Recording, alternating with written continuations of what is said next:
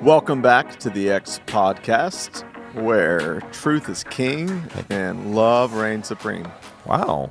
Hey, what That's if an it's intro. not someone's? What if it is someone's first time listening? You know what? If it's your first time You listening, still welcoming them back? I am welcoming you. I'm welcoming people back and to this long table with the other Moore, Mr. Tim Moore, and Mr. Zachary Brown. More or less. More or less. More or less. What can Brown do for you? Wow. Ooh. Was that was UPS. that was your elementary school. UPS logo. Or Student council quote, catchphrase. motto. It was. It like just that. it writes itself. I mean, what else do you need to do? What can Brown Just do for you? Put that on a. Actually, funny story, but I'll tell you guys off air about a student campaign slogan that I came up with. I can only imagine. I can only Yeah. imagine. It was probably like, what can Brown do for you? Nope. Oh. Nope. We'll get to it. It's Why can't you say it on the air? can't. Why? What? It's Why inappropriate. be black and blue? Let Brown help you. It just.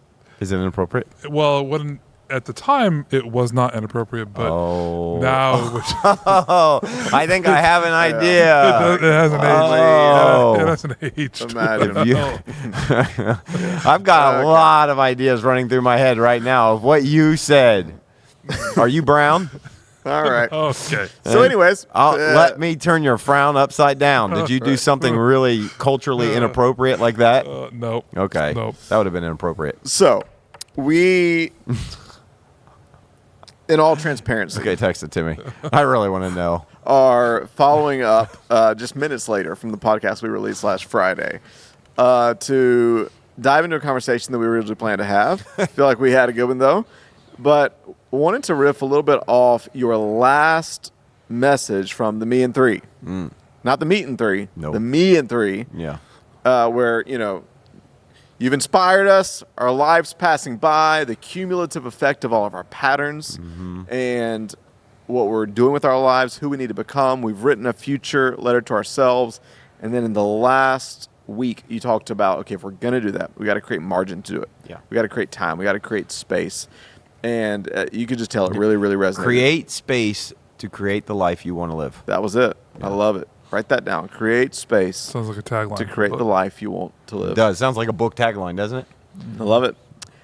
But what I was not anticipating is you went into a tension that was really interesting as you're going through Ecclesiastes, Proverbs, about, on one hand, there's an extreme that some people will lean towards of busyness, and on the other hand, an extreme of laziness. What were the verses? I know two Ecclesiastes hands. 4, verses 4 through 6. Yeah, and it was like, Oh. better.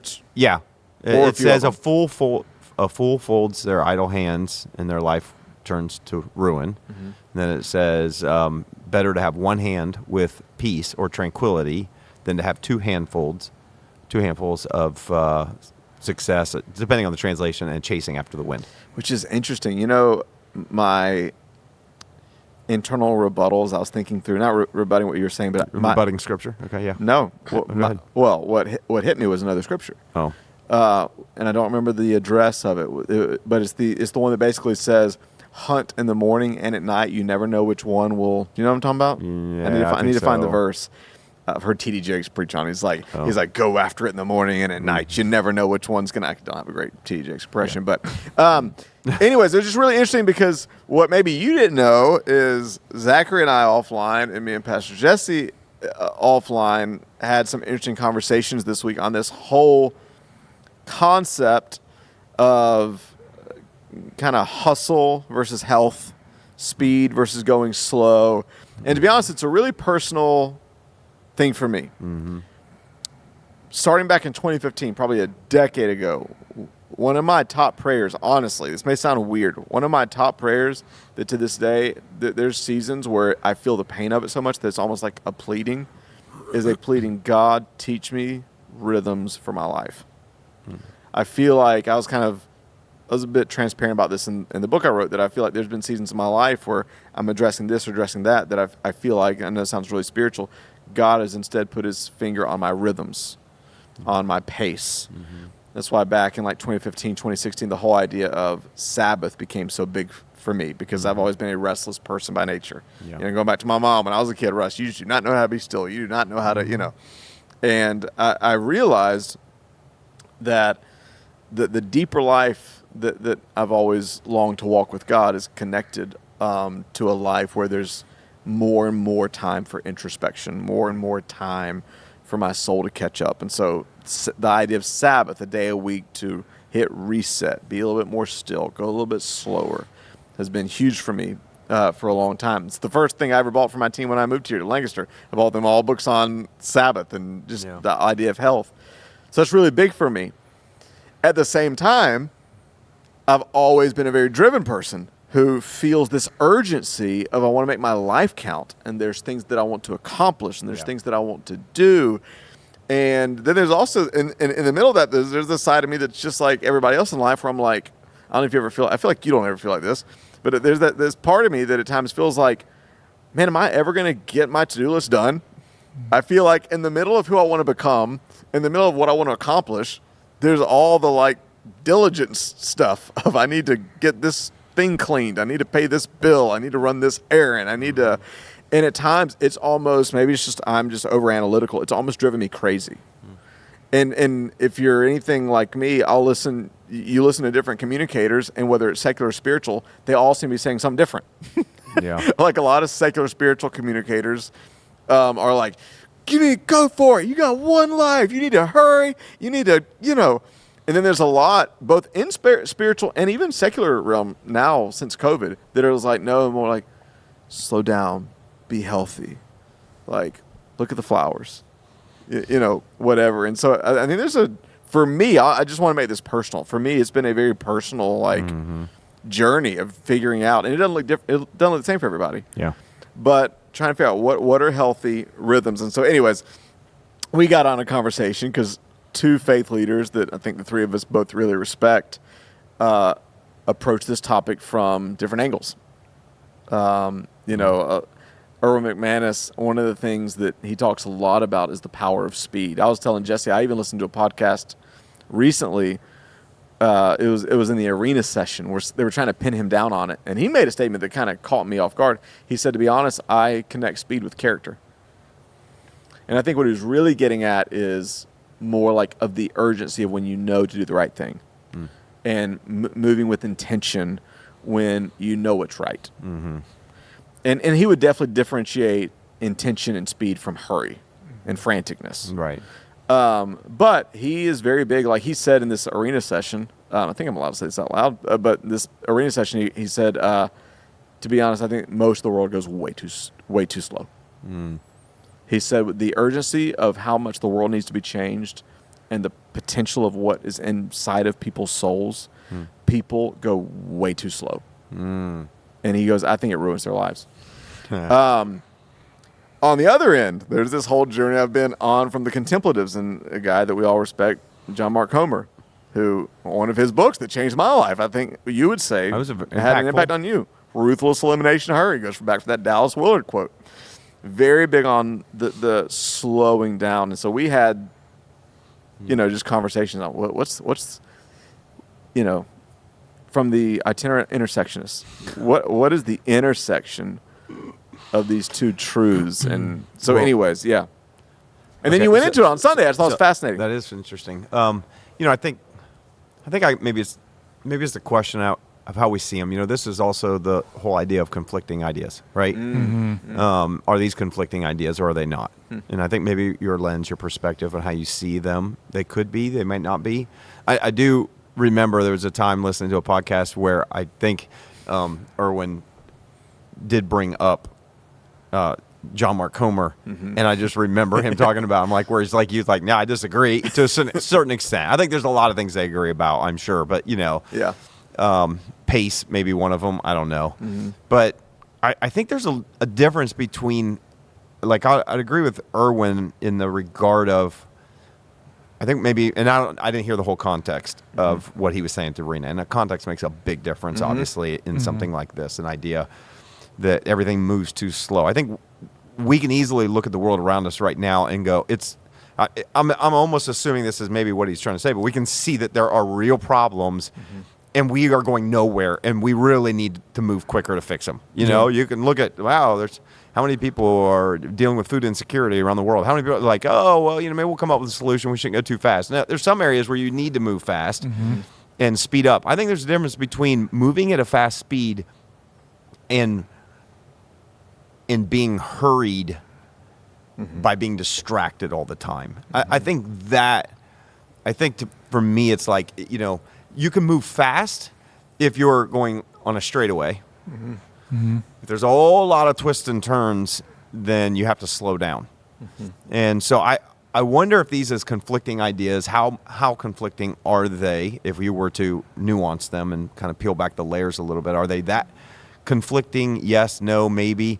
I do feel like that in Western society, there is a pace that our culture moves that I don't think is always healthy for the soul. I feel like I would caveat that and say we got to be careful that it's not a blanket statement that we squash motivation, inspiration, people that want to run and create things, because I think that there needs to be space for that, because I also feel like I've been in seasons of my life where it feels suffocating to stay where I am. There's like, I need to be creating something. I need to be moving somewhere. But I think those are interesting ideas. I don't know. I mean, I think I can see how they can conflict. And You're good.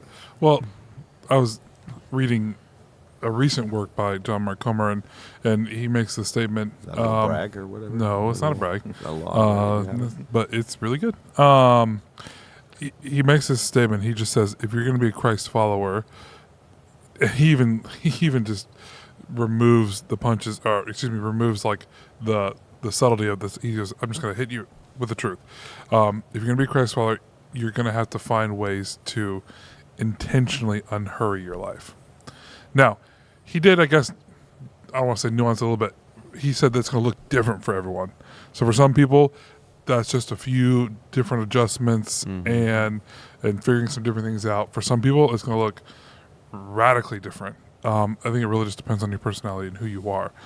But I do think, and I told you when we were having this conversation, similar to what Pastor Tim just said, I can see how like there would be a conflict of ideas, but I also think that to me there are more tensions to hold. And so it's like, how do you live a life of intentionality?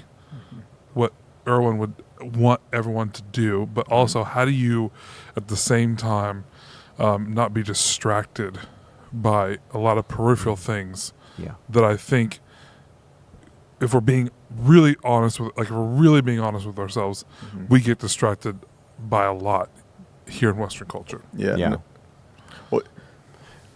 No, I was just going to say, the whole idea of unhurrying your life, I kind of goes back to what I was a little bit talking about in that last message.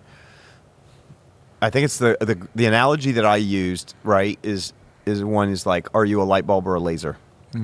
And it's the same wattage can light a room or could cut through metal. And I think the challenge is, the question is, I don't know if we need to always slow down. Because I really agree with probably Erwin in that regard. I don't know that we need to slow down. And my tendency is to go fast at everything. So I'm naturally going to go. Slowing down for me is really hard. But I do agree. I think part of the problem is that we have added so many things to our life that aren't important, that have become competing distractions, that we feel hurried in our soul. Yes. And also, when we have all of these competing distractions, I think we're less effective, we're less efficient, we're not making progress. This is the part where everyone's going to go, we need to actually be creating more and doing this, and we're not, because we're more diffused than we've ever been in life. And that was a little bit of the point of just kind of trying to make, like in every season, narrow your focus and choose what matters. And I think we're not very good at that. No. Just as a society, I don't think we're very good at it. We just keep adding more, and technology just enables us to add more and more. And kind of as the quote, what I said, when everything matters, Nothing matters. Yeah. Okay, let's land here because to me, this is a very frustrating thing to deal with. Okay. Because I'm someone who wants to go fast. I have a lot of hopes, dreams, things I would like to do. But I find myself in a season of life, and we reference this, where there's a lot of just things that prevent me from doing that. Mm-hmm. Part of it is just like, it's like, how do I be a good father to 4 kids, be a good husband? How do I like make sure my kids have opportunity and like what they're doing and providing, space for them to have good relationships and become like normal human beings. And also like maintain ties with friends and also have a little bit of time to like work on the things I want to work. Like just doing, it feels like the bare minimum. Mm-hmm. Mm-hmm. Feels like I'm already hurrying my life or my focus is already diffused in enough ways. So I find myself in a very real, between a rock and a hard place. It's like, well, what do I actually take away? Like, I don't know. I don't really know what to take away, or what to do. To me, the first thing that you have to remove are some expectations. Well, because I think what we have is that we're carrying expectations of again, let's go back to, what Solomon says, and I quote verse 4, is he says, one of the things that I've seen is that everyone's drive for success comes from their envy of their neighbor. Mm-hmm. And our entire culture is just built on, we don't realize this. And so he's getting at a kind of a deeper motive that on the surface, we could look at someone and applaud, look at how hardworking, look at how motivated they are, look at how inspiring they are, what they're trying to, I'm going to create and build this empire, I'm going to do all this stuff. And he's saying, yeah, I know I was you. I did that. And it was meaningless. It was like chasing after the wind. It's literally the phrase that gets used over and over in Ecclesiastes because he's looking back and he's going, I did all that. Ecclesiastes 2. I built everything you could imagine, had everything you could imagine. I was the wealthiest, and he's looking back. And I think one of the challenges that we have today in our culture is that we carry with us tons of expectations in life that I think they're unrealistic. Not that we could never do them, but right now. It's like, I want to do, we can look at somebody like Erwin McManus and you go, man, I wish I was doing all that he's doing. Well, you're also not 65 years old. You're also not in a different season of life. You have to remember some of the things. I keep one of the things that I remember that it came through in one of their podcasts that has been really encouraging me because the pressure that you feel, I probably also feel as every year that ticks off and I get a year older, I just keep looking at it and going, I'm a year older and I'm still not where I imagined in my head I would love to have been someday. Mm-hmm. Like, it's just every year. I mean, like, I just keep creeping up and I'm like, oh gosh, I'm just getting older and older and I am not anywhere close to like what I would picture. Yeah, but then this is where I devil's advocate to Erwin's side of things. And I would imagine, I don't want to put words in his mouth or it's just me working out what I'm hearing him say. It's, he had kids once, he had young kids, and he tell stories of him traveling around and taking his kids with him and doing different things like that. Sure. So it's like, well, then you should be going for those things. You should be trying to achieve or moving towards the things that you want to focus on with intentionality and with purpose. And it just feels like this is what you were trying to say. It does feel like sometimes they are conflicting and they work cross-purpose at times. Yeah, it almost seems like you have to, and this sounds so cliche, you have to just, like, in each season define the wins. What's that Andy Stanley book of, like, choose to cheat or choose to lose? Whatever. Oh gosh, what is it? I know what you're talking about. The whole thing was, he talks about, like, how, like, he had built, like, a thing in his basement to play music. Yeah. But when his kids were young, he chose to, like, get rid of it so he wouldn't be tempted. I do think, like, everybody has different graces for different things. Mm-hmm. I do think we have to factor in, like, everybody has different callings for different things. Yeah. And I do think we have to factor in, like, okay, what's the season for this? And I also think, like, in every season, like, we may not be living in what we believe God's calling us to in our dream, but we can take steps towards it. Yep. And as we take steps towards it, because I think you mentioned this in passing, like, and I don't know if this answers your question. Like, I don't know that any of us have specific answers for all of our quandaries, but, like, for me, part of where I'm finding peace is, and I almost hate it because it's such a buzzword right now, is between hustle and health is the word intention. Because kind of you mentioned distraction. Like for me, I'm having to find that line. Number one, I am single with no kids. So part of me is like, you know what? Like I want to be healthy, but this is my season to go for it. Like even like I should take advantage of this. Because in every season where I wished for more opportunity or relate or whatever it is, I always look back, I'm like, man, I kept wishing for more of this. I wish I would have enjoyed more of that. So I think part of it, and that's one of the reasons, honestly, I respect Erwin so much. He has this weird ability to be very ambitious, but enjoy each moment. Yeah. And be fully present with people.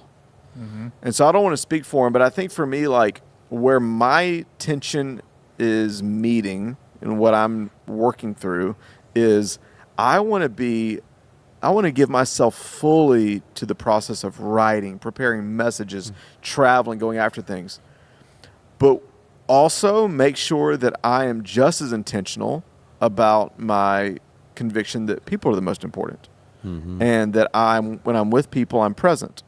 And that for me, just practically, the way this can play out is I'm going from one place to another, and before I'd be in a hurry, I'd have a bunch of music on, or I'd be trying to do this. Now, honestly, I'm like, I'm going to call my parents. I'm going to call a friend. And I'm going to slow down. That'd be my slowing. And I'm going to slow down and have longer conversations. And then at night, I'm going to work on something. I mean, like, in a real, like, even the last few weekends, I've been working through this because I think a big part of it, too, is we feel, I heard Erwin say this like 6 years ago, a lot of times what we think is burnout is actually not us doing too much. It's enough. doing too much of what we're not called to do. Yeah. Yeah. Like the last week or two, I've been having to prepare a message for a youth weekend. I've been preparing a message for this Sunday, and I have been bone deep, not just in my duties here, but in editing a book. But the creative juices I've gotten from that have lit me on fire. Yep. I've had more on my plate, but I have felt more alive and less stressed. Because I'm doing, and you can't always control all of that. Yeah. I think a big part of, and this is honestly where Aaron always challenges his dad. He's like, Dad, not everybody, because Erwin's response is, well, create the life that you want to have. Yeah. And Aaron's like, Dad, not everybody can realistically do Yeah. that as easy as you can. Yeah. And it's probably what you're speaking to. Not Yeah. everybody can so there. I don't know that there's an answer. There is a tension, Yeah. but I do think part of it goes back to priorities. Like, you know this. You're such a great dad. Like, you just are so present. I've told you before, I think you actually do an incredible job of like balancing this grace and this rhythm and that's another thing. I do believe God gives different graces for different seasons. Yep. Yeah. And I think you do a great job of balancing, like, here's my work, but you get home and you're present and you're dad to these great girls, and choosing to win there Yeah. and lose somewhere else is Yep. something you'll never regret. Yep. Yeah. Choose to lose. That's just a lot of rambling. But like for me, I think that's where it's coming down to is like, how can I be, because I think sometimes we do feel stressed. Sometimes we're doing too much. Other times we're just doing too much of what we're not wired to do Yeah. or we don't need to do. Yep. Or I'm getting tired at night, and so I'm weary and I'm frustrated. Instead of allowing myself, this would be John Mark Comer, to have some silence on the way home, I'm going to self-medicate with Colbert or some loud music or, so for me, it's just like, how can I be intentional in all my moments Yeah. to move the ball forward when I can, prioritize, I know I'm rambling, but like this past weekend, like I made sure on all my days, even when it was a full day just riding or full day whatever, that I had community. I had dinners, I had lunches. Because it'd be easy for me, as extrovert as I am, I can introvert hard. Yeah. When I'm working on a book, I could be so happy to disappear from humans for weeks. Yeah. And I have to make myself come up for air Yeah. because speaking of priorities and focus, people is a priority for me. My Yeah. soul needs to be around people. Yeah. I don't know. No, that's good. I think that what I've worked out over the last probably 8 to 12 months is that you talked about expectations. I think it is adjusting expectations. There's a lot of things that I want to accomplish in 3 years and 5 years and whatever, and I have pretty specific plans for that. But I think for me, I keep coming back to, okay, I might not accomplish those things in 5 years, but if I can work on a portion of the skill or something now, so that when the opportunity comes to do that, I'm ready. Yep. Yeah. And so that's how I'm trying to balance, like, okay, I don't need to like go actually do that right now, but how do I work on the skill or the thing that can help me be ready to do that? This could be a sharpen your sword season. Because even like feels like a really long sharpening. Well, sword but like, but what's season. beautiful is like, I mean, Jesus said 30 years. you back, like but- you know this, like the editing process is brutal. I mean, the editing process is brutal. Like I'm cutting and chipping away, but there's things that I like spend all that time on that I cut away. It's like that's a waste, and then before I know it, that thing, and I'm putting it in. I have a cutting room floor, hopefully for future projects. But then I'm like, oh wow, the next day I'm like, I was able to use that in a conversation to help somebody. Right. Yeah. Oh wow, I was able to bring that into a message that I'm going to Yeah. preach. And I think we underestimate when we live life well, the reservoir we're building Yeah. for what we're going to create. Yeah. Yeah. It's just, to John Mark Comer's point, it's just hard to live that way in Western, I should say American culture. Yeah. Because everything that you see on social media, that you see around you, or you hear, like you hear people talking about what they're doing, what they're building, what their dreams are. It's just hard not to play the comparison game. Yeah. It's hard not. It's hard not to look at reels or whatever, scroll and just like, oh, I wish I was doing that. I wish I had that. I wish that was my career. I wish that was my house. I wish that was the project I was completing. And it's Yeah. You know, a perfect example of this is funny. I don't know if I ever shared this. When I flew to Vegas in 2022 for that punk rock festival thing, oh yeah. and went and I saw the Two Magicians. I saw all these punk rock bands. My friends had talked me into going to this. We put our fingers on the submit button at the same time, and it sold out. And I got a ticket, they didn't. So I'm stuck with this expensive, non-refundable ticket, and I decided to take advantage of it. And the first day, walk into this like bougie coffee shop in Vegas, and I'm loving it. I'm alive, but to be honest, I start feeling self-pity. So I'm like, it easy me. I look at you and I'm like, man, like when am I gonna have a family to do this with? Like when am I gonna? I mean, people think there's FOMO only with like successes. There's FOMO with family. Yeah. Like Yep. I can say that from the seat of somebody who's single. Like the Yep. FOMO works both ways. And I walked in, to be honest, having a little bit of self-pity, and I was just like, man, it'd be nice to like, first off, my friends at least could have been here. Yeah. Second of all, like to have a wife and kids experiences with. Well, if you did, And- you wouldn't have been there. That's probably So true. let me just say that. But here's what's funny. I'm literally having these thoughts. I'm journaling, and Joel Leggett, our friend from Atlanta, calls me. And he's like, he's like, man, God, what you doing? And I'm like, man, I'm sitting here at a coffee shop in Vegas. He goes, my God. He goes, do you know how often I want your life? And I said, wait, what?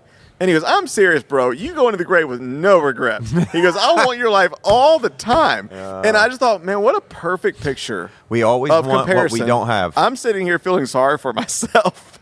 And this guy's like, I want your life. Yep. Yeah. It's kind of like that whole like rock stars always want to be movie stars always want to be rock stars. Yeah. I'm assuming married people at times can envy a single person's freedom, and a Yeah. single person thinks marriage will fix them. And Yeah. like, No. I think the comparison thing's real. It is. Well, I go back to, again, I think sometimes we downplay the mastery of someone like Solomon and what he wrote. Again, I go back to, I know I kind of glossed over that verse a little bit because I was trying to use the other part, but, when he says, I observe that most people are motivated to success because they envy their neighbors. That's no different. Yeah. Nope. It's, we see on there, like you just said, we see on social media, I see them doing that. Why am I not doing that? He's over Yeah. in Vegas. He's at a coffee shop in Vegas about to have fun going to this. Why am I not doing that? it's because he says it's meaningless. Mm-hmm. And, That's the key part, what your motivations are. Well, that's why I said I think some of it in our situations, the reality is some of our expectations need to die. Mm-hmm. We need to bury them. Yep. We have these expectations about life that I'm not even sure that they're that real. Mm-hmm. We are so shaped by the social media influence. I don't care who it is. You could be inspired by John Mark Comer's life. Yeah. Mm-hmm. And it may not be at all what you wish you had in life. Like you might be miserable riding to work on your bicycle in Seattle or whatever. I don't know where it is. He lives in LA now. Okay, LA. Like, choking on the smog in LA on your bicycle. Bro, I'm picturing you biking to work with pour over and I think that I really do think that this is a problem with all of us in our culture. I think not only do we need to bury some expectations, but I think we need to shift our dreams. Mm-hmm. One of the things that has happened, I feel like in my life, and this again, some of this I really attribute. It's funny because when you're younger, you're thankful you're younger, and you are thankful that you're not older. And as you get older, you wish you were younger, and you can be a little envious of that. But then your whole perspective on life begins to shift and change, and you go, "Oh, I don't want that." And I can just tell you, as somebody who's in his late 30s, a little bit older than you, or a little bit older than that, but I can just tell you that there are some of my dreams, many of my dreams, I would say, that have completely changed, if not died completely, and I'm okay with it.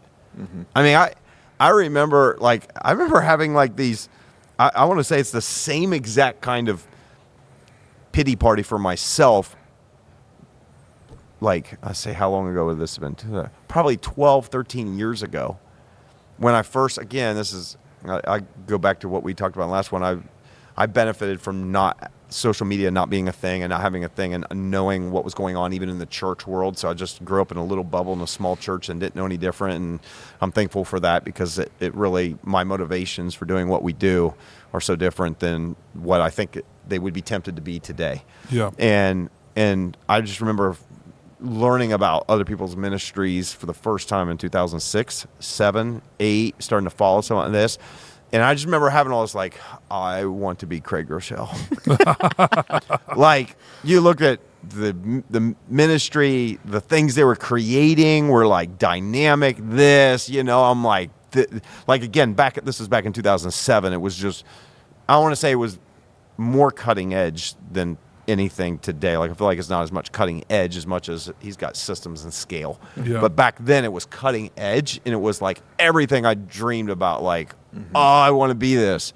And then I also remember there being moments 2 years later, 3 years later, 4 years later, and it's nothing like that, and we'd grown some of this, and literally feeling just like such a loser so many times. In fact, one of the things I really appreciated, and I've tried to operate by this, was I remember this years and years ago, and I don't know if Craig Rochelle said it in an interview, but there was this trend, still kind of exists. We kind of kicked out of that like 5 years ago. We might still do it, but I try to tell our team don't do it. It's like every milestone moment in a church, we need to advertise how many people we had.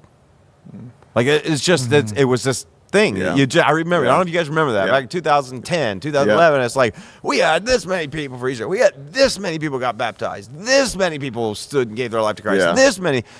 And so it was hard to balance, like, no, I want to celebrate some things that God's doing in our community, but we've tried to do that more internally than externally. Yeah. But I always remember Craig Rochelle, you can't find, they don't post in social media and advertise, except maybe the launch of a new campus, we had this, but they don't advertise.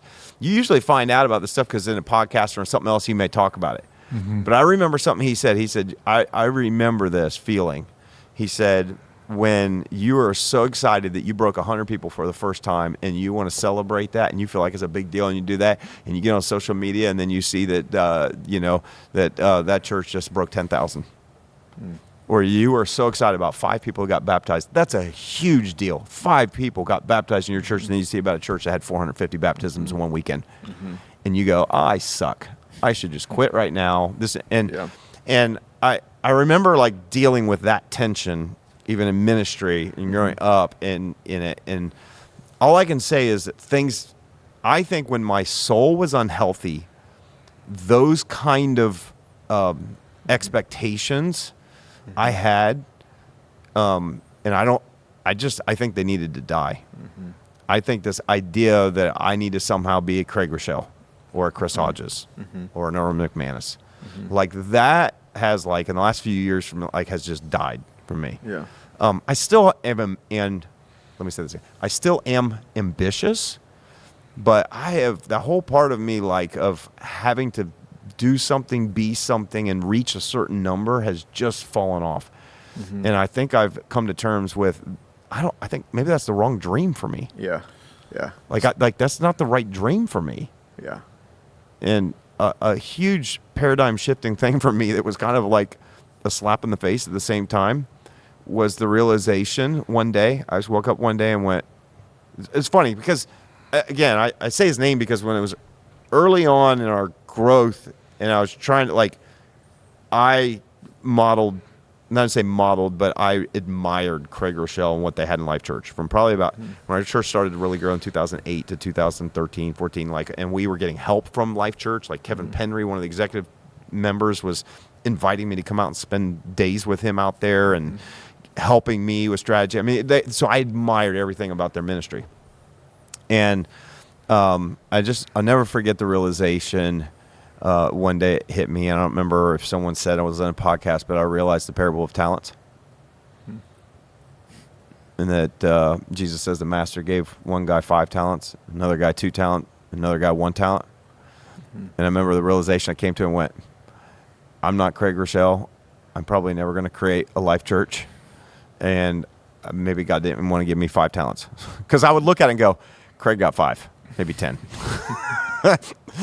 I got 1. You know what I mean? And so there's a little bit of, well, it's not fair. We don't all have the same capacity. It's not all fair. Like I'm not ever going to. I mean, at this point, Craig Rochelle's a few years older than me. I'm never catching Craig Rochelle. Maybe I need to stop chasing that. Because that's not the dream for me. And it's kind of it's like a slap in the face, but it's also freeing. Yep. It's well, you're speaking against everything that American culture is all about. I'm aware. Like maybe the practical takeaway, but that's the way you unheard your life. I mean, you practically said, "I'm going to stop." Not that you were maybe doing this intentionally, but uncelebritying. I just made up that word. Your focus. I stopped wanting to be that person or have their success or do that. Because here's what I know. For all the things where I can feel miserable about the fact that we haven't grown to this size and we don't have 45 locations around the country in 5 different states and all that good stuff, there's somebody else that is just being faithful in some other environment with 80 people in a small town it's not even that many people in the town that's probably never going to have a church like ours in a space like we have. And for me to sit there and think that what I have is worthless because it's not that is almost me slapping somebody else in the face and not being faithful with what God's given me. Yeah. And so it's just that whole concept of capacity and all that has taken me some time to not in a negative way go, well, you just suck. You're a 1 talent person. And it sounds awful, but 1 talent was worth a lot of money. A lot of money. Over $1 million. I mean, if you were to calculate the money, it was a day's wage for a year. It was a lot. And what I want to be is faithful with what I have. And so what I'm saying is as I've gotten older and wiser, and they can go together, my dreams have started to change. And when my dreams have changed, it's not that I don't want to still create things. I have these ideas. I have pulled back expectations of I've got to be this, and I'm never going to be Erwin McManus. I should stop trying to be Erwin McManus someday and going, oh, this. I admire the fact that at 64, 65, he's still creating things and he has the vigor of life that he has. Yes. And that's what I want. But I'm not the same person. I'm not thinking the same way. I don't live in the same part of the country. I could go to Texas. I mean, I tell myself all the time, you go to Texas, I mean, they tell you, if you don't have a church of 5,000 in 10 years, something's wrong with you. Yeah. You're not going to grow that here. Well, if God's called me to be here, then I just want to be faithful with what I'm doing here, and I want to enjoy the journey. Yeah, I think a sweet spot. I think I know I'm in a healthy space when I am excited and fueled by what I want to create, while also able to enjoy my season. Yeah. If Totally I agree. can, I think that's where kind of like you talking about the motivation. Like, I think we get exhausted when our motivation's for self, because it's just not a good fuel, and we end up getting frustrated and insecure. Just like. But if I can be really passionate, I mean, I know we don't quote him a lot, but I'll never forget the image. I like it that John Piper gave. He said each year pick a few God-sized goals and just go after them. And I think if you can do that in a way that energizes you because you're doing it to impact the world while still enjoying the journey, and it sounds so cliche, but if you enjoy the journey and enjoy and be grateful for the season you're in, I think it's a really healthy place. Because I think the thing that's interesting about John Mark Comer and Erwin McManus is the end goal to me looks the same, which is interesting because, in fact, I want to read kind of a quote related to this because I wrote this down. This is a podcast he did about 7 months ago, but it was on urgency, kind of related to this. But it's interesting because I think all three of us would say we want to be the kind of person who's filled with peace and with calm. But one of the things that people would often ask Erwin is, how are you so calm? And here's where it was just interesting. For him, his calmness came from his urgency. This was his quote. He was talking about how time affects people differently. And he said, when you feel like life is passing you by, it's because you lack urgency. And when you lack urgency, time moves faster than you. And so for me, it's like, I think sometimes where I put that in is, are there areas of my life that I'm moving really fast in a hurried way over things that don't matter? Yep. But are there other areas where I'm like, and like a great thing he gave an example could be like your physical health. Like we tend to rush around about things that don't matter, but when it comes to your physical health, a lot of times we don't have urgency until it becomes a crisis.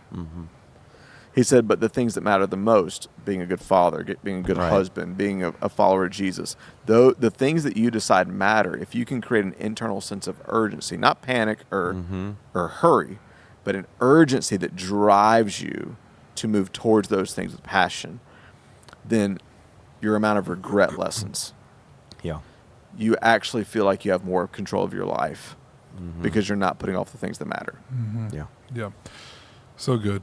We haven't even got to the other intersection between all this, which is like the balance between, okay, if you want to have ambition or focus on where you want to go, but then you also want to be comfortable, however you said it, in your season. Where does risk taking come into all this? Because I know that we've had podcasts with entrepreneurs and people who like to take risk, and all three of us would say it's good to take a risk, and it's so many different tensions. Plus, one of the things I've uncovered, and I know we're going to wrap up soon, but just I'm someone who's ambitious by nature. I'm a big dreamer by nature, but because of upbringing and just a couple of other different things and personality, sometimes I almost have to get over that feeling of like either self-promotion or or feeling like I have to apologize for my ambitions or my dreams. Like that's been an internal mental structure that I've had to overcome, and I've been working through over the last 12 months is what it looked like to like want to step into something more and not feel like I have to apologize for that or justify that or feel like, I need approval from anyone to go after that. But yeah, just how that all intersects and works is an interesting thing. But one practical thing I was going to say, because you gave a practical one in terms of uncelebrating or changing your expectations. Surprisingly, we just came off 21 days of prayer and fasting as a church. One of the things I fasted was social media.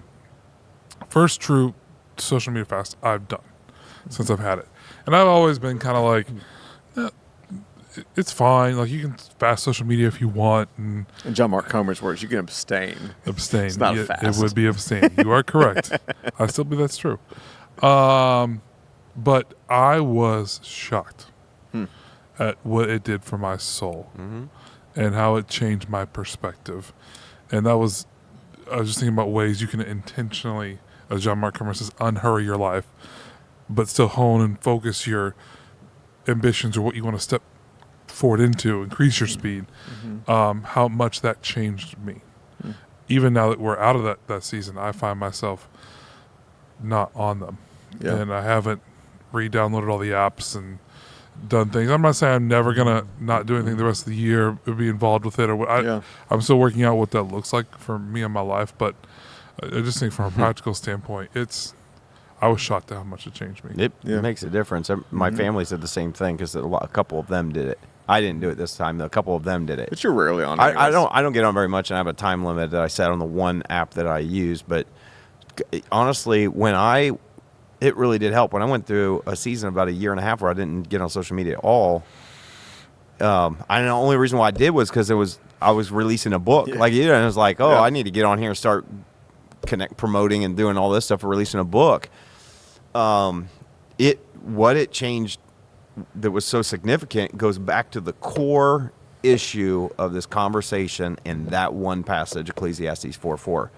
I remember people talking about it. It took me back to the old days of starting a church. I was so in the dark of anybody else's, in our industry, church, any other ministry. I had no idea what anybody else was preaching about. I had no idea what anybody was doing, no idea their accomplishments, no idea how many people who opened new locations, who created new books. I had zero. People were like, did you know about them? Nope, had no clue. It is amazing how your world changes when you shut all that out. And all of a sudden, I stopped really caring or comparing. Yeah, and how much your I don't know about y'all, but because I told you, very similar to me, how much your mental space clears up. Yeah. How much your emotional equilibrium stabilizes. Like, it's just, it is amazing. I'm curious as we close, for you, put you on the spot, circle back on what he said, because I think there's a lot of people that find themselves, I think anybody that gets drive or ambitious or has passions and dreams does eventually. Like, what's the balance of, I have these dreams, I don't need to apologize for them. I want to step out. I don't want to put words in your mouth. How'd you phrase it? I want to step out, but I don't need the approval of anyone. Like if I feel like this is something that God's put inside of me, like I just need to trust and take a risk and go out, like something like that. So what is your question in regards to what you want me to say in response to that? I think there's a lot of people that are in that seat. What would you say to a young man or young lady that says that? Taking you particularly out of this, I'm just going to use a more general. Okay, yeah, I don't know your particular, but more general. First of all, I think we have to be careful that we're pretty convinced that we know what God's called us to do. Yep. I'm just saying from my own experience, there have been different seasons of my life and in ministry where I was pretty sure I knew what I was supposed to build. And I find myself starting going, maybe I wasn't supposed to build that or do that. The story that comes to my mind is the pastor out of Colorado that started a $3.4 million crypto scam that has been on the news lately, all talking about, the Lord told me to do it. I'm like, the Lord tells a lot of people a lot of things to do, and and we didn't waste all of that. 1.3 million of it is gone, but a lot of that went to taxes and some remodeling a house that the Lord told us to remodel. I love how he just admitted it. Huh? He just admitted it. He did a video that just came out, but it's like, okay, I think unless, I mean, I think we just have to be a little bit cautious, because this is where I want to lean into. This is where I was trying to challenge people in week 2 of this last series is, do you know what you're called to do? And let's remove job, function, role, all of that personal, what am I personally, like, what did he call me to do in life? Yeah. If I can strip back to that and just get that, then I'm going to stop trying to attach a particular dream to it. Because this is the challenge that I have faced internally, and I can identify with what you're saying, is that I'm always trying to figure out where is it that it was like God's leading versus it was actually my flesh. Mm-hmm. I can have the right motives and ambitions because I really feel called to ministry and do all this, but then I can tack onto that my flesh of what I've seen everybody else do that I admire, and I really want to do that. Mm. But what if that's not the talent that God gave me? And so I've had to kind of like really try to unpack that. It's been like personal to kind of like really kind of land with, God, what do I really feel passionate about doing and called to do? Do I have the margin in that season to move toward that? Mm-hmm. Also, do I have a gifting in that? Like, there's so many things to kind of to mm-hmm. really work through and figure out. You know, what I think is kind of sometimes, this is where I get to the risk aspect. I don't want to risk something because I have a faulty dream or expectation. When I say faulty, I'm not going back by the motive. The motive might be pure in intention, where I feel called by God to do something, but I've attached something that really isn't of God to it, and I'm pursuing after that. And then we can sometimes go do things out of risk for that. And by the way, when it fails, I'm speaking right now about, I mean, let's be honest, when they say like, and I don't know if this number is really true, but 80% of all church plants fail in 5 years. Well, what are we talking about? We're talking about all these pastors that felt really called to plant a church. Mm-hmm. They all failed. Whose fault is it? We're saying it's God's fault? Like, I mean, they're right intention, right motive, pure in heart. I just want to start a church so I can do this. I believe that. I believe that as a church planter. I believe most of them, that probably was their intention. The question is, where along the lines did we start adding all these other things on top of it to go create something that really isn't what we were called to do, or wasn't called to create? And so I think that there's a whole lot of the thing I go back to over and over, where before I'd ever talk about risk or doing these things, is I would, again, if I were sitting down with somebody and they go, I got all these dreams, ambitions, of this, I would say, what are they? Go ahead and say them out loud. And then as they go, so, well, I want to build this, and I feel like I'm called to start this, and I want to do this. With every single one of them, I'd say, why? Why are you called to do that? Like I think we have to get real honest with figuring out the motive behind everything that we are trying to create. And like, I don't think it's wrong to have motive and drive and ambition, because I have it too, but I'm trying to temper that with, where is the God type of opportunities? I want to be prepared for those opportunities. And if I have a passion, I mean, I'm starting something right now with business leaders and other things in the church that I've kind of have like a little bit of a passion in doing things I've been talking about for 2 years. Partly I'm doing it now because I have the margin and space to try to create something. It may be nothing. Mm-hmm. It may create more opportunities to do some other things that I would love to do. Mm-hmm. What I've been trying to do is submit those to God. Mm-hmm. God, and so in some of my letter, I would love to, but I've had some of those same prayers that I've asked God for opportunities for certain things for 10 years that haven't happened. Mm-hmm. Some point I'm just like, maybe God doesn't want me to have that opportunity.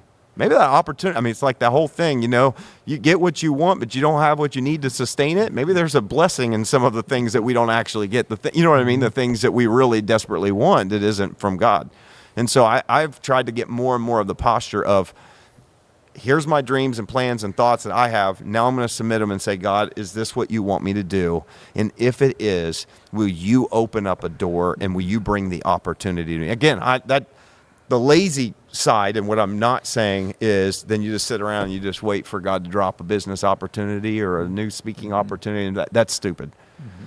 As you kind of said before, are you sharpening your sword? Are you fine tuning your skill? Are you like, if I mean, I've had all these crazy thoughts of going back to school, and it wouldn't be in the subject of ministry necessarily, because there's things I want to do in the intersection of faith and ministry for over 20 years of doing that with business, with science, with, you know what I mean? Mm-hmm. And so But I submitting those to God. I don't know where it's going to go, what it's going to lead, and what it's going to look like. But I think we look beyond the faithfulness of doing what He's called us to do right now in this season, and I think we can get this is me speaking from my own personal experience of feeling really, really unhappy, really miserable, being faithful, doing what God's called me to do. That's not good. If any of us are in a place where we are not happy and satisfied doing the very thing that God's called us to do, it's because we have attached some other expectation or dream or something that maybe is beyond what God's really called us to do in that season. We have something that we're not looking at right. And so I have ambition and motivation, but I temper that all the time with, it's like I want to enjoy, as you said, I want to enjoy the journey. And I've always had a perspective, I felt like I never could enjoy the journey. Whereas I feel like today I can enjoy it more. Like there's part of me when I think about the future potential vision and plans for the church and growth that I go, that sounds awesome, but part of it sounds it's like, it's the whole, man, I can't wait till the place is just full. It's great. You get to do it again then. I can't wait till it's full, and we film too. We get to add a third service. Guess what? That's more time, more demand. I can't wait till it's a 4 services. Guess what? Yeah. I've preached 4 times on every weekend before. It's exhausting. It's tiring. Yeah. You're missing out. You know what I mean? So I don't want to wish away the joy of the season that I'm in because I'm living with some kind of false expectation and maybe even a dream that I'm not supposed to pursue or change, at least in the way it is right now. And those are all very personal, unique. You can't slap that as a label on you and go, you need to drop your expectation and dreams and just fold your hands, be idle. And that's not what I'm saying either. I'm just speaking as someone who has been the hurry up, we can't get there fast enough, change everything like in a month if it's not working. I'm the one that 1 year into ministry, literally frustrated, told God because our church hadn't grown, if this doesn't change in 1 year, I quit.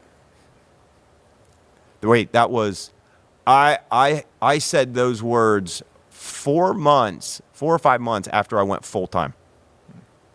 Not even 1 year into full-time ministry. And I was so frustrated, I told God, I was like, if it doesn't change in a year, I quit. So I'm just telling you the perspective of a person who is like, it can't happen soon enough. Yeah. Well, I'm glad I asked you because that's some gold. I'm just saying 20 years later, my perspective has changed quite a bit, to be honest with you. It's funny, like how we've talked about when we say, well, we want to get here with services, this amount of people. And then we've also had the conversation of the danger when you get so healthy, you become comfortable. And that tension. And but I won't even try to add what you said because that's why I asked you. It was so great. Well, I think, rambling. To quote his I don't say idol. Hero, but Tom Comer, the dream is always longer, harder, different, better. And we see through a glass darkly. Even when we think we've heard God, it looks different. The timing looks different. I've written in my journal so many times, Russ, hold your calling with a closed hand. Hold what it looks like with an open hand. Yes. Yes. And enjoy the moments. I mean, I use, I don't talk about it a lot publicly, but I've never been that person to go around and say, I know, like God talks to me 24/7. Yeah. But I've had moments that I know. I mean, when I moved to Lexington, like the Lord spoke to me and said, you'll be here 5 years. That's what I felt. And it was 5 years on the dot. Didn't plan it. Didn't even think about it till I moved. Yeah. Same thing happened in Atlanta. 5 years. I never wanted to be a lead pastor. I felt like God began to speak stuff to me in 2016 about planning a church. I had multiple leaders, like executives from churches. I see this in you. You needed blah, blah, blah, blah. And then I felt like in the middle of that, and who knows, maybe that's God's will one day. It's not been on my front burner for years now. Yeah. But in the middle of all that, I felt that same sense of God speaking to me. Russ, this is going to happen by this age. I must have heard God wrong because that age is past. And so like, and if I'm not careful, I can be like, well, like, but I think it just goes to show, like, I have enough track record to where I know how to hear from God. Yeah. But there's moments where, like, okay, even the Apostle Paul, who saw the dead raised, the sick healed, and had revelations, said, for now on this side of eternity, Yeah. even our most prophetic, we see it almost like through a dark glass, and I'm never going to see it perfectly. And yeah, I want to get better and better at enjoying the journey while still moving forward, pressing forward. There's a whole nother layer to we won't talk about. There's another layer of pressure when you're the visionary leading an organization with that same mentality. This is why I don't do it now. There have been times when I put it out there, this vision is like, in 2 years, we're going to have this many people and we're going to have this. And I feel like God's going to do this. And guess what? 2 years later, it wasn't even close. And I went, okay. Didn't work. I'm telling you, you won't probably hear from me. Like I'll have it's the whole, you're real cautious next time and maybe it does affect you. But, it's like the people are like, oh, we're going to, I know someone, so I don't want to say this is wrong. It's like, oh, we're going to have 30 campuses in 30 years. I don't know that. What I want to do is feel like I know the direction I'm supposed to move. Yeah. And I want to build for 30 years. Yeah. And then finish that well and leave it for whatever. And I think that's kind of the difference of where I am. It's been this whole like mental picture of this is what arriving looks like. Mm-hmm. Mm-hmm. I don't want to live that way anymore. It's like, if we had 5 locations, then I will have done my job. Maybe. What if we only had 3? And I did it well. And then it was time to get out of the way and move on. Awesome. What if we had 8? Wouldn't that be like? Yeah. I just have stopped trying to create the picture of the future, and started more focusing on what's the direction that I'm moving, and just build in that direction and try to enjoy the journey. Right. And that has really, and trust God with the results. And I love what we're doing right now and where we are. And so I have less of this like, when are we going to get there? I have less of that. And it's been a long journey to get to this building and all that. And not that the building is anything, but it enables us to do ministry the way we wanted to. But there's more steps and other things. But I'm telling you, this is why I'm not in a rush. This is why some of you are like, when are we going to talk about what's next? I'm enjoying this moment right now still. Like I want, I can say too, I struggle so much just like anybody else. But I will say maybe I'm finally maturing in some of these areas. But I will say over the last year or two, especially the last few months, I remind myself often, don't take this season for granted. Even this morning, God, I can't believe I get to do this. Yeah. I get to be in a church I love and work with my friends and be in the kind of church I dreamed about, and I get to do this and oh my, how freaking lucky am I? And I don't deserve it. Yeah. God, you shouldn't even let me be in ministry. You shouldn't even let me be called a son. But not only that, but I get to And I just if I want to keep a spirit of vision and gratitude. At the same time. Yep. Love it. Good. I don't know if it'll be helpful for anybody else. I feel like we just do therapy at this table for ourselves. But hopefully the principles translate. Yeah. I think no matter where you're at in life, you wrestle with comparison. Yeah. You wrestle with where I'm at in life, where I want to be. How do I manage my schedule? How do I manage my energy? I think it's something we all wrestle with and navigate through. So hopefully this has helped you. Send us in your tips. Yeah. But thank you for always. What was that? Excuse me? That means we're done. Yep, we're done. Thank you for joining us, as always. And it's been a great conversation, life-giving, therapeutic, and hopefully it's helped you. And we will see you next week. Hey guys, it's Russ. Thanks so much for listening. We really believe if we can get around tables instead of behind screens, if we can talk to each other instead of at each other, we can make the world better. To help us do that, here are a few things you can do to help. First, if you haven't yet, leave a review on Apple or Spotify and hit subscribe on YouTube. This helps more than you know. Also, if you have been impacted by the community out of which this podcast comes, that's X Church. Maybe you're local or you've been touched by the messages and impact across the country, even the world. I want to encourage you to support this work. A powerful life principle is to invest in the people and places that invest in you. And so I want to invite you to do that right now by going to thex.church/give. You can give a one-time small gift, a sacrificial gift, or even become a recurring partner. Together, let's keep elevating the conversation, thinking higher, loving deeper, and making the world better. Cheers.